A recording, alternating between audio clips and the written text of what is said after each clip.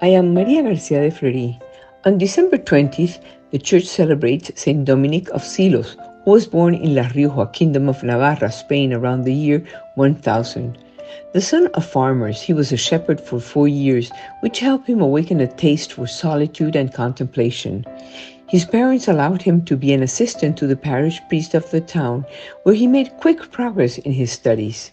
The Bishop of Nájera ordained him as a priest at the age of 26.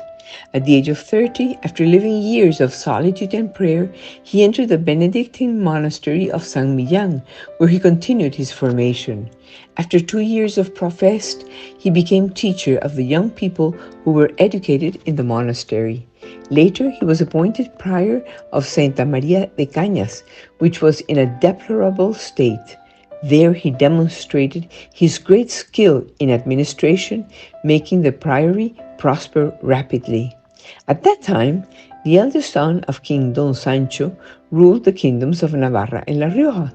In the year 1040, the king went to the monastery thinking of stocking up on its goods. Domingo told him, "You can kill the body and make the flesh suffer, but over the soul you have no power. The gospel has told me, and I must believe it, that the only one who can throw into hell the soul is God, and he is who I have to fear." Faced with Dominic's resistance, the king sent him into exile to the priory of St. Cristobal, also called Three Celdas. The following year, Domingo went to Castile, where King Ferdinand offered him protection. He could have lived in the palace, but he preferred a hermitage that belonged to the monastery of Saint Millán, serving the Virgin Mary. That same year, King Fernando proposed Domingo as abbot of the monastery of Saint Sebastián de Silos, which was in serious decline and almost abandoned. The restoration, which began with the church, was spectacular. Thanks to the fervent Christian life that was cultivated there, the community and cultural craft activities grew. The Silos Monastery became one of the most famous in Spain. Santo Domingo de Silos organized aid to free the Christian prisoners and slaves of the Muslims. He managed to free more than 300.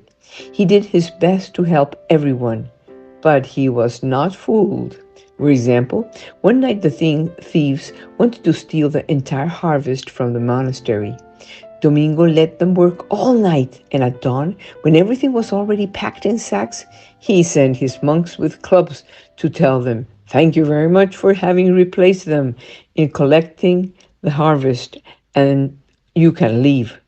But so they wouldn't leave too sad, he sent them breakfast as payment for the work they had done. He obtained from God many miracles that he performed in life. There was no disease that his prayers could not cure.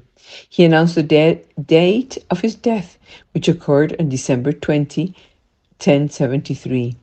Domingo stood out for his organizing capacity, for his talent for restoration. He created one of the most complete and rich libraries of medieval Spain. He was considered already in life as a saint. The monastery that keeps his remains took his dedication, and from then on, it has been called Santo Domingo de Silos, where they sing the Gregorian chants that elevate the soul to God, and friends, with God we always win.